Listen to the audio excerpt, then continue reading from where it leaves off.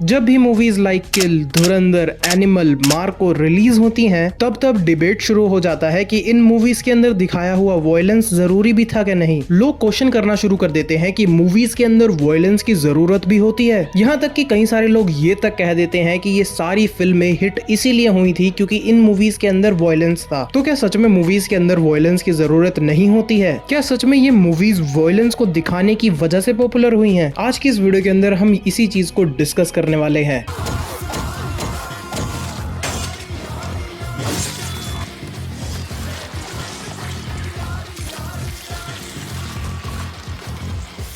Ladies and gentlemen, you are still not ready for this.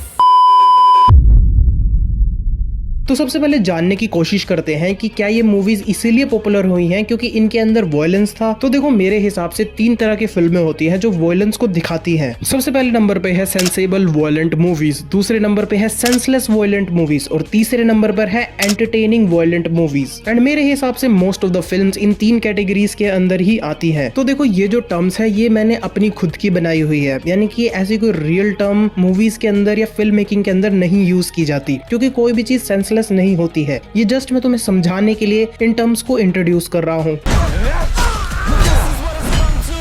इस category के अंदर फिल्में आती हैं जैसे कि किल, मार्को, एनिमल, धुरंधर। इस कैटेगरी के अंदर वो फिल्में आती हैं जिनके अंदर वॉयलेंस सेंसिबली यूज किया जाता है। ये वो फिल्में हैं जिसके अंदर वॉयलेंस किसी मोटिव को पूरा करने के लिए यूज किया जाता है या किसी मोटिव को स्ट्रांगली रिप्रेजेंट करने के लिए यूज किया जाता है। सीरीज जैसे कि मिर्जापुर, पताल लोग भी इसी कैटेगरी के अंदर आती है। इन मूवीज के अंदर वॉयलेंस किसी मोटिव को पूरा करने के लिए यूज किया जाता है। अब वो मोटिव क्या होते हैं वो हम आने वाले सेक्शन के अंदर डिस्कस करेंगे, जहां हम बात करेंगे कि मूवीज के अंदर वॉयलेंस क्यों यूज किया जाता है। इस कैटेगरी के अंदर मैं सिर्फ एक फिल्म का नाम लूंगा एंड तुम समझ जाओगे। द लेजेंडरी फिल्म बागी 4। यस, बागी 4। बागी 4 जिसने भी बनाई है ना, उसने यही सोचा था कि एनिमल वॉयलेंस की वजह से चल गई तो हमारी फिल्म में चल जाएगी। और क्या हुआ? बागी 4 इज अ फ्लॉप, या कहें तो major disaster on box office. और अगर तुमने ये फिल्म देखी होगी तो तुम्हें समझ में आ गया होगा कि ये इस कैटेगरी में क्यों लाई करती है। और इससे तुम्हें ये भी समझ में आ गया होगा कि सिर्फ वॉयलेंस से कोई भी फिल्म हिट नहीं होती है। एक स्टोरी, एक स्ट्रक्चर पीछे होता है जो बहुत ही ज्यादा इंपॉर्टेंट है। जब तक स्टोरी की जरूरत नहीं होगी या स्टोरी अच्छी नहीं होगी, वॉयलेंस सेंसलेस ही लगेगा। इस कैटेगरी के अंदर आती है मूवीज लाइक फाइनल डेस्टिनेशन या टेरिफायर। इन मूवी के अंदर वॉयलेंस का मोटिव कोई मोटिव पूरा करने के लिए नहीं होता, ये जस्ट तुम्हारे एंटरटेनमेंट के लिए बनाई जाती है। इस कैटेगरी के बारे में मैं ज्यादा बात नहीं करूंगा क्योंकि ये कैटेगरी बहुत ही ज्यादा डीप है एंड इन कैटेगरी के अंदर बहुत ही डिफरेंट टाइप ऑफ फिल्म्स आती हैं जो कि तुमने रियल लाइफ में, मतलब बेसिकली तुमने नहीं देखी होंगी, या ऐसी फिल्में हैं जो तुम देख भी नहीं सकते। बाकी हाँ, इसके ऊपर मैं वीडियो बना सकता हूँ अगर तुम ऐसा मुझे फोर्स करोगे या कहोगे कि वीडियो बनाने के लिए। हाँ, ये वो कैटेगरी की फिल्में हैं जिनके अंदर वॉयलेंस एक कारण होता है इनकी हिट का।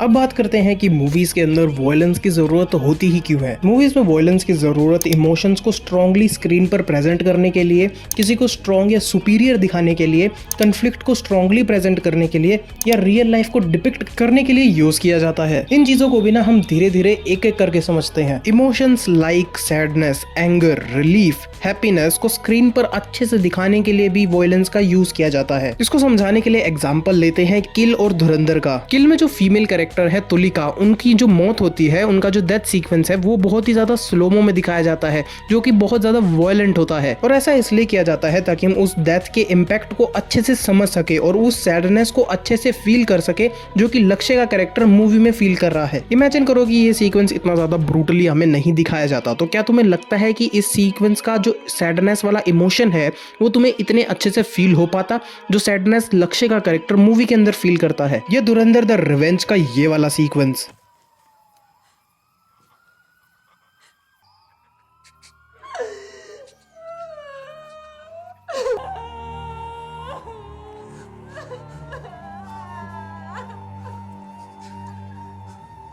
मुझे नहीं लगता कि इस सीक्वेंस को देखकर किसी भी इंसान को बुरा या इमोशनल नहीं फील हुआ होगा। ये सीक्वेंस दिल को इतना ज्यादा भारी कर देता है कि पूछो मत। पर ये वाला सीन इतना ज्यादा इम्पैक्टफुल क्यों लगता है? क्योंकि इस सीन से पहले हमने जसकीरत को देखा है कि किस तरह से वो लोगों को ब्रूटली मार रहा था। यानी कि बेसिकली हमने एक वॉयलेंट सीक्वेंस देखा है, जिस वॉयलेंट सीक्वेंस के अंदर जिस इंटेंसिटी से जसकीरत अपनी बहन के बारे में पूछ रहा था और लोगों को मार रहा था, ये हमारे दिल में एक कंसर्न जगाता है कि उसकी बहन के साथ कुछ तो बहुत ही ज्यादा बुरा हुआ है। और जब ये सीक्वेंस हमारे सामने आता है तो हम पूरी तरह से हार्ट ब्रेक हो जाता है। इस सारे वॉयलेंस और इंटेंसिटी ने हमें ये बताया कि सिचुएशन कितनी ज्यादा खराब हो चुकी है। अब इमेजिन करो कि जसकीरत को अपनी बहन से मिलने वाला ये जो सीक्वेंस है, ये इस पूरे मास मर्डर वाले सीक्वेंस से पहले ही आ जाता। यानी कि ये जो मास मर्डर वाला सीक्वेंस है ये बाद में आता और सबसे पहले आता है जसकीरत का अपनी बहन से मिलने वाला सीक्वेंस। तो क्या ये सीक्वेंस इतना ज्यादा इम्पैक्ट फील कराता तुम लोगों को? नहीं। और इसी वजह से ये जो वॉयलेंस वाले सीक्वेंसेस होते हैं, ये तुम्हें इमोशनल और सैड वाले सीक्वेंस बहुत ही अच्छे से फील करा पाते हैं। किल मूवी के एंड में हमें जब दिखाया जाता है कि सारा क्योस अब खत्म हो चुका है, मेन विलन मारा जा चुका है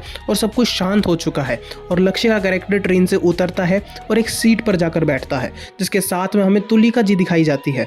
तो ये वाला जो सीक्वेंस है तुम्हें कितना ज्यादा रिलीफ देता है कि अब सब कुछ खत्म हो गया, अब सब कुछ शांत हो गया और तुम्हें कहीं ना कहीं खुशी भी मिलती है कि अब वो जो मेन विलन था वो मारा जा चुका है। एंड ये चीज़ें शो करती है कि इस तरह से इमोशंस, जो कि हैप्पीनेस, जो कि रिलीफ, सैडनेस, ये कितने ज़्यादा अच्छे से इम्पैक्टफुल लगते हैं ऑडियंस को जब वॉयलेंस के थ्रू इन्हें दिखाया जाता है। किसी भी विलन को पावरफुल या स्ट्रॉन्ग दिखाने के लिए या सुपीरियर दिखाने के लिए भी वॉयलेंस का यूज किया जाता है। इमेजिन करो कि कोई ऐसा विलन जो थ्रू आउट द फिल्म किसी एक बंदे को भी ना मारे और जब उसकी एंड में मौत हो, तो क्या वो तुम्हें इतनी ज़्यादा इम्पैक्टफुल लगेगी?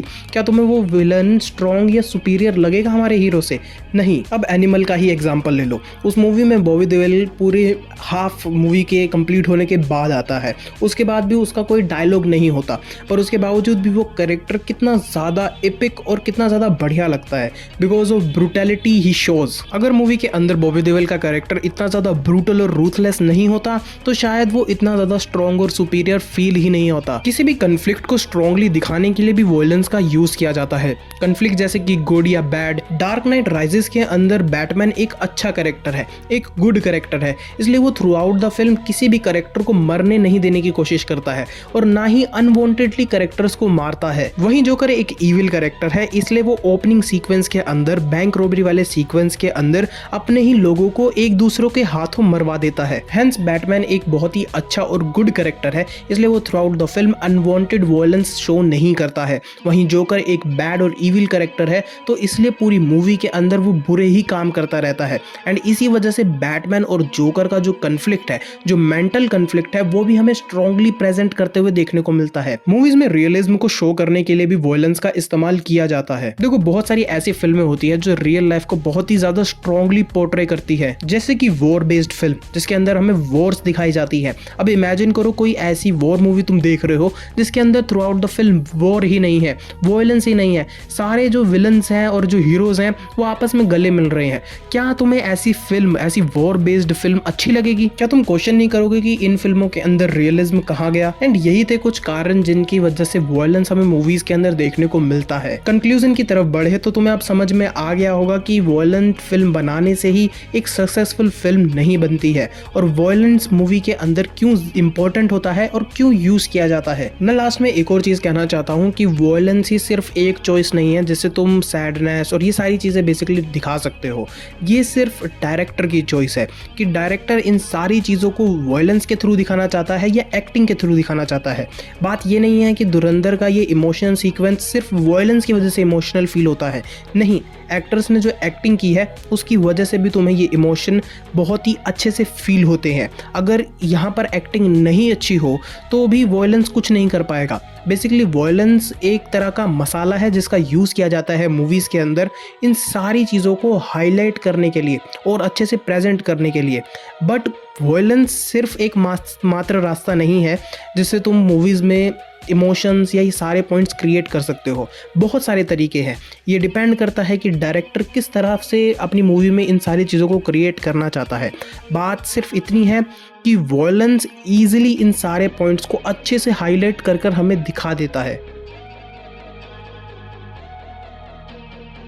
मेरा ये चैनल सब्सक्राइब करें और मेरे हर अपडेट आपको मिले इसके लिए बेल आइकन जरूर दबाइएगा।